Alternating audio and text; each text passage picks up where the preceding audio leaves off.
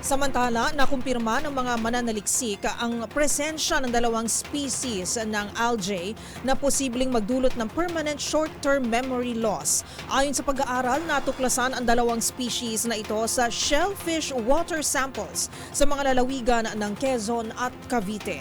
Ang iba pang detalye alamin sa report ni Arnold Herrera.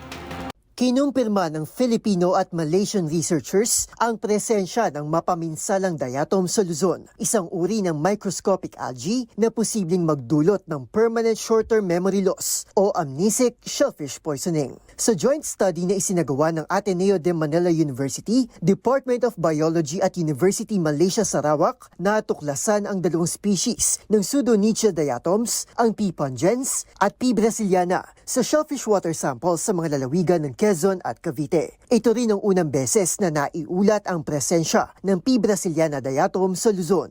Bagamat ligtas at nagsisilbing pagkain ng marine animals, pinaniniwala ang delikado ang dalawang species na ito dahil naglalabas ang mga ito ng domoic acid, isang biotoxin na nagdudulot ng pagsusuka, pagdudumi, abdominal cramps at memory loss. Kaugnay nito, nagbabala ang Health Department ng Washington State na wala pang gamot dito at hindi nalalabanan ang amnesic shellfish poisoning sa pagluluto o pag-freeze sa mga shellfish. Pero paglilinaw ng kagawaran, normal na may presensya ng biotoxin-producing algae sa tubig dagat at nagiging delikado lamang ang level nito sa tuwing nagkakaroon ng algal blooms at red tide.